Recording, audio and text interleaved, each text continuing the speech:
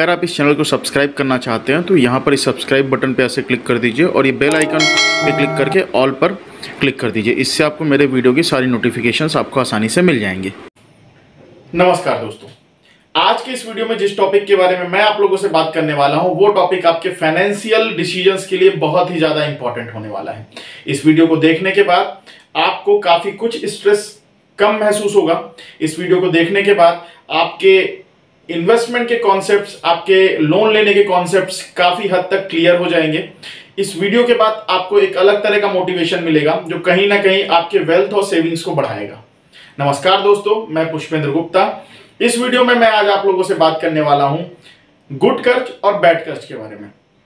दोस्तों, जैसा कि हम लोग जानते हैं कि आज की डेट में कर्ज कौन नहीं लेता। अपनी छोटी से छोटी आवश्यकताओं को पूरा करने के लिए लोग कर्ज लेने से बिल्कुल नहीं हिचकिचाते। एक कंज्यूमर ड्यूरेबल से लेकर अपने घर बनाने तक, अपने बिजनेस व्यापार को बढ़ाने के लिए भी कर्ज लेने से वो कभी भी नहीं चूकते। और मार्केट में बहुत सारी फाइनेंस कंपनियां ऐसी हैं जो कि लोगों को लोन देने के लिए हर समय उतारू है। अगर आपने अपना सिविल स्कोर प्रॉपर मेंटेन करके रखा हुआ है, अगर आपकी गुडविल प्रॉपर है, अगर आपने अपने बुक्स को प्रॉपर मेंटेन करके रखा हुआ है तो आपको बड़ी आसानी से कर्ज मिल भी जाता है। दोस्तों,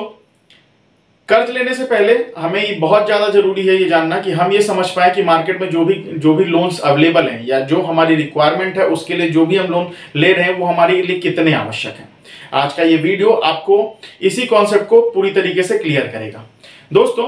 जब भी आप कर्ज लेने के लिए मार्केट में जाएं तो आपको यह जानना बहुत ही ज्यादा जरूरी है और ये आपको बहुत ध्यान से सोचना है कि जो कर्ज आप लेने वाले हैं वो कर्ज आपके लिए गुड कर्ज साबित होने वाला है या बैड कर्ज साबित होने वाला है। मैं आपके सामने 5 ऐसे पॉइंट रखूंगा जिसके माध्यम से आप बड़ी ही आसानी से इस अंतर को जो है बखूबी समझ पाएंगे और आप एक बेटर डिसीजन ले पाएंगे कि जो भी कर्ज आपके सामने अवेलेबल है या जिसे भी आप लेना चाहते हैं वो आपके लिए गुड कर्ज है या आपके लिए बैड कर्ज है, और उस आधार पर आप अपना फाइनेंशियल डिसीजन बड़ी आसानी से ले सकते हैं।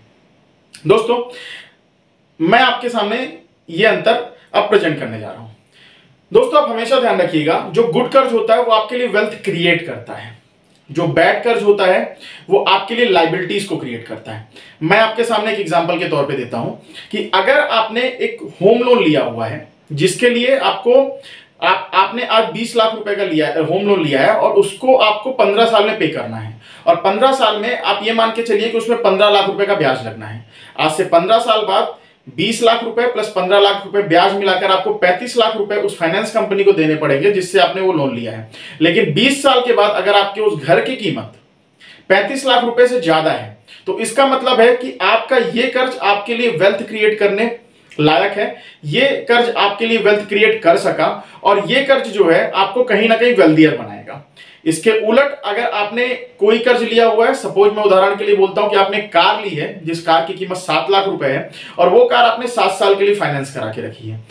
और उस कार पे लगने वाला जो ब्याज है वो अगले 7 सालों में आपको करीबन 3 लाख रुपए देना है। तो जब आप 7 साल के बाद उस कर्ज को खत्म कर चुके होंगे तो उस वक्त 7 लाख रुपए जो आपने उस कार को खरीदने के लिए लिया प्लस उसमें चुकाया जाने वाला 3 लाख रुपए का ब्याज मिलाकर आप 10 लाख रुपए जो है सामने वाले फाइनेंस कंपनी को चुका चुके होंगे। लेकिन उस वक्त आपके एसेट की कीमत 7 लाख रुपए से घटकर 2.5 या 3 लाख रुपए रह जाएगी। यानी कि ये जो कर्ज है, यहां पर ये कर्ज आपके लिए बैड कर्ज साबित होता हुआ नजर आ रहा है, क्योंकि ये आपके लिए किसी भी तरीके से वेल्थ क्रिएट करने में सक्षम नहीं है।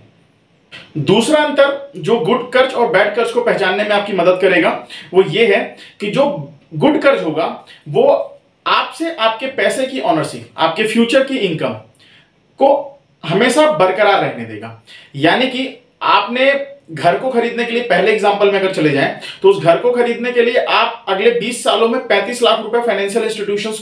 को पेमेंट जरूर देंगे, जिसमें 20 लाख रुपए जो आपने कर्ज लिया है वो है और 15 लाख रुपए आप ब्याज के भी उसको चुका रहे हैं। बावजूद उसके उस घर की जो कीमत होगी वो 35 लाख रुपए से ज्यादा होगी और वो ऑनरशिप आपके पास बनी रहेगी और वो ऑनरशिप आपके द्वारा खर्च किए हुए पैसे से ज्यादा होगी। यानी कि आप जो फ्यूचर में पैसा कमाने वाले हैं उस ईएमआई पे फाइनेंशियल इंस्टीट्यूशंस का अधिकार जरूर पड़ जाएगा। जो इनकम कमा रहे हैं आपकी सैलरी के माध्यम से या बिजनेस के माध्यम से, उस पे एक सर्टेन अमाउंट जो है उस पर अधिकार जो है उस फाइनेंस कंपनी का जरूर हो जाएगा, लेकिन बाद में जो वेल्थ क्रिएट होगी उसके तौर पे वो ऑनरशिप आपको रिटर्न हो जाएगी। लेकिन जो बैड कर्ज होगा उसमें आप फ्यूचर में जो इनकम कमा रहे हैं उसकी ऑनरशिप तो ट्रांसफर हो जाएगी, लेकिन जितना पेमेंट आप करेंगे उतनी वेल्थ आपको नहीं मिलेगी। यानी कि आप आधे से ज्यादा अपनी ऑनरशिप अपने पैसे में खो चुके होंगे। हम फिर से कार के एग्जांपल में जाते हैं। अगले 7 सालों में आप उस फाइनेंस कंपनी को 10 लाख रुपए का पेमेंट जरूर करेंगे। यानी कि अगले 7 सालों में जो भी पैसा आप कमा रहे हैं, तो हर महीने एक सर्टेन अमाउंट पर जो उसका अधिकार है उस फाइनेंस कंपनी का हो जाएगा। लेकिन जब 7 सालों बाद आप ये कीमत पूरी तरीके से चुका देंगे, उसके बाद जब आप देखेंगे तो आपकी उस वेल्थ, उस एसेट की कीमत 2.5 या 3 लाख रुपए ही रह जाएगी। यानी कि आपने 10 लाख रुपए तो चुकाए हैं अगले 7 सालों में, लेकिन आपकी ऑनरशिप केवल 2.5 या 3 लाख रुपए पे ही बची है। तो गुड कर्ज और बैड कर्ज को पहचानने का यह भी एक बहुत अच्छा तरीका है। दोस्तों, तीसरा जो अंतर है, जो बहुत अच्छी तरीके से आप समझ सकते हैं, वो ये है कि कोई भी जो गुड कर्ज होता है, वो उसके अंदर क्षमता होती है कि वो आपके लिए इनकम कमा सके। उदाहरण के लिए, अगर आपने घर बनवाया है तो अभी आप रेंटल इनकम में रेंट देकर आप किसी घर में रह रहे हैं। जब आपका खुद का घर होगा तो कम से कम वो जो रेंट का जो एक्सपेंस है वो आपका पूरी तरीके से बच जाएगा, तो वो एक तरीके से इनकम है। कल को अगर आपने उस घर को ऐसा बनवाया हुआ है कि उसमें एक आध फ्लोर आपने एक्स्ट्रा बनवाए हैं, तो आप उसको रेंट के तौर पे दे सकते हैं, तो वहां से आप इनकम कमा सकते हैं। अगर आपने एक्स्ट्रा नहीं भी बनवाए हैं तो आपकी रेंटल जो एक्सपेंस है वो तो बच ही रहा है, लेकिन उस वेल्थ के अंदर इतनी क्षमता होगी कि भविष्य में आप जो है एक आध फ्लोर बढ़ा के आप वहां से रेंटल इनकम कमा सकते हैं। लेकिन वहीं पर अगर आपने कार जो है अपने पर्सनल यूज के लिए खरीद के रखी हुई है, तो वो और उसके लिए कर्ज लेके रखा हुआ है, तो वहां से आपको कोई एडिशनल इनकम नहीं आने वाली। सो जो गुड कर्ज होता है वहां से आपको जो है इनकम जनरेट होने की क्षमता होती है, और जो बैड कर्ज होता है वहां से आपको इनकम कभी भी जनरेट नहीं होती। गुड कर्ज और बैड कर्ज को पहचानने का एक और बहुत बेहतरीन अंतर है। वो अंतर है कि जो गुड कर्ज होता है वो आपके लिए फ्यूचर प्रॉस्पेक्ट क्रिएट करता है, बड़े वेल्थ को बनाने के लिए। उदाहरण के लिए अगर मैं आपसे बोलूं, तो आप अगर हर महीने 10,000 रुपए की कम म्यूचुअल फंड में निवेश कर रहे हैं या रिकरिंग डिपॉजिट में निवेश कर रहे हैं, और उसको जो अगर आपने 5 साल के लिए निवेश किया 10,000 रुपए हर महीने की दर पे, तो 5 साल में आपने 6 लाख रुपए अपनी पूंजी के तौर पे निवेश किया, और उसमें आपको कम से कम 2.5 से 3 लाख रुपए का नॉमिनल रेट ऑफ इंटरेस्ट भी लेकर चलेंगे, तो 2.5 से 3 लाख रुपए अगर आपको उसमें रिटर्न मिलता है, तो वो कीमत आपकी 8.5-9 लाख रुपए होती है। आप उस 9 लाख रुपए में आप भविष्य में जाके जो है अपना एक बड़ी एसेट क्रिएट कर सकते हैं। उदाहरण के तौर पर, अगर आपने कोई कर्ज लेके रखा हुआ है जो आपको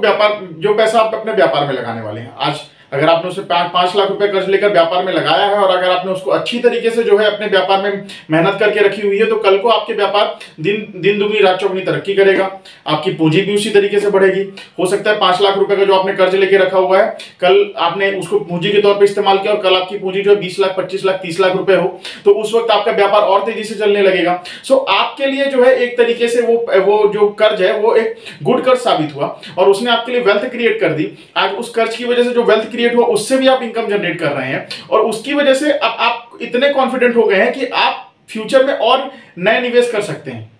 सो वो आपके फ्यूचर प्रोस्पेक्ट को और तेजी से बढ़ा देगा। यानी कि आज अपनी इनकम में अगर आप 10 लाख रुपए का कर्ज लेने की आपकी कैपेसिटी है, और अगर वो कर्ज आपने अपने व्यापार में इस्तेमाल किया है या किसी भी प्रोडक्टिव यूज के लिए इस्तेमाल किया हुआ है, तो उससे आपकी एडिशनल इनकम जनरेट हो जाएगी, एडिशनल वेल्थ जनरेट हो जाएगी, और कल आपके उस कर्ज लेने की कैपेसिटी 10 लाख रुपए से बढ़कर 20 लाख, 25 लाख, 30 लाख रुपए हो जाएगी, जिससे आप और बेहतरीन एसेट्स को जो है क्रिएट कर सकते हैं। तो गुड कर्ज जो होता है वो हमेशा जो है आपकी क्षमताओं को बढ़ाता है और फ्यूचर प्रोस्पेक्ट को इंक्रीज करता है, बड़ा करता है, ब्रॉड करता है। लेकिन वहीं पर अगर आपने कार खरीद ली, मैं फिर से पुराने एग्जांपल पे जाता हूं, तो आपने 10 साल बाद उसको पेमेंट किया, पूरी तरीके से 10 लाख रुपए आपने पे तो कर दिया, लेकिन आपकी वेल्थ क्रिएट नहीं हुई, वो आपके लिए इनकम जनरेट नहीं कर रहा है। तो अगर आपकी पर्सनल इनकम अगर बढ़ी हुई है तो आपके कर्ज लेने का दायरा थोड़ा सा बढ़ सकता है, लेकिन उस पर्टिकुलर जो आपने कार खरीद के रखी हुई है, उस कर्ज की वजह से जो आपने एसेट खरीद के रखी है, उसकी वजह से आपको अगर किसी भी तरह का फ्यूचर प्रोस्पेक्ट बेनिफिट हो या आपकी क्षमता बढ़े, ऐसा कुछ वहां पर आपको देखने को नहीं मिलेगा। चौथा जो बहुत ज्यादा इंपॉर्टेंट है, कहते हैं कि अगर आप सुकून में हैं तो आपकी प्रोडक्टिविटी अचानक से बढ़ जाती है। अगर आप कॉन्फिडेंस में हैं, अगर आपके अंदर आप ज्यादा कॉन्फिडेंट हैं, तो आप बेहतरीन डिसीजन ले सकते हैं। अगर आपने ऐसा कोई कर्ज लेके रखा हुआ है जो आपके लिए एक एडिशनल इनकम कमा रहा है, जो आपके लिए वेल्थ क्रिएट कर रहा है, जो आपके लिए पूंजी क्रिएट कर रहा है, जिसकी वजह से आपकी क्षमताएं और ज्यादा बढ़ रही हैं, सो ऐसे कर्ज की वजह से क्या होता है कि आपका कॉन्फिडेंस लेवल बढ़ जाता है, आपको लगता है कि आप दिन ब दिन ग्रोथ कर रहे हैं, आपका स्ट्रेस लेवल कम हो जाता है। लेकिन वहीं पर अगर आपने कोई ऐसा कर्ज लेके रखा हुआ है जिसकी ईएमआईज तो आप लगातार पे कर रहे हैं, लेकिन आपको पता है अगले आने वाले कुछ सालों के बाद आपको उससे कुछ खास बेनिफिट होने वाला नहीं है, उल्टा आपका कोई एसेट क्रिएट नहीं होने वाला है, ऐसा लोन कहीं ना कहीं आपको जो है एक स्ट्रेस में डालता है और आपके कॉन्फिडेंस को कम करता है। सो दोस्तों, मैं इस एग्जांपल के माध्यम से ये नहीं कहना चाहता कि आप कार मत खरीदिए, मगर मैं ये कहना चाहता हूं कि आप जब आप कर्ज लेने के लिए जा रहे हैं तो अपनी आवश्यकताओं को प्रायोरिटाइज कीजिए। अगर आपके लिए कार बहुत ही ज्यादा जरूरी नहीं है, बहुत ही ज्यादा आवश्यक नहीं है। और आप अगर अपनी वेल्थ को क्रिएट करने वाले इन्वेस्टमेंट ऑलरेडी कर चुके हैं, उसके लिए आपने ऑलरेडी कर्ज ले चुका है और आपके पास ऑलरेडी एक अच्छी वेल्थ क्रिएट है, तब जाके आप कार का ऑप्शन सेलेक्ट कर सकते हैं लीजर के लिए। लेकिन अगर आप अभी व्यापार में और आपके व्यापार को और पैसों की आवश्यकता है, तो पहले ऐसे लोन जो कि आपके लिए कल को जाके बैठकर साबित होने वाले हैं, वो लोन ना लेकर आप कम से कम वो लोन लीजिए जो आपके व्यापार को आगे बढ़ाए और जो आपके लिए गुड कर्ज साबित हो। उम्मीद करता हूं आज की इस वीडियो में मैंने बैड कर्ज और गुड कर्ज के अंतर को अच्छी तरीके से एक्सप्लेन किया हुआ है, और ये वीडियो आपके लिए काफी ज्यादा यूजफुल होने वाला है और आपके future financial prospect and financial decisions को लेने में आपकी काफी मदद करेगा। आप मेरे चैनल को सब्सक्राइब कर लीजिए, बेल आइकन को प्रेस कर दीजिए और नोटिफिकेशन बिल को पूरी तरीके से ऑन कर दीजिए, ताकि मेरी हर यूजफुल वीडियोस के नोटिफिकेशन आपको आते रहे। मेरे चैनल में और भी बहुत सारी ऐसी वीडियोस हैं जो फाइनेंशियल डिसीजंस को लेने में आपकी काफी मदद करेंगी, तो आप उस वीडियो को भी जाकर देख सकते हैं। Thank you so much.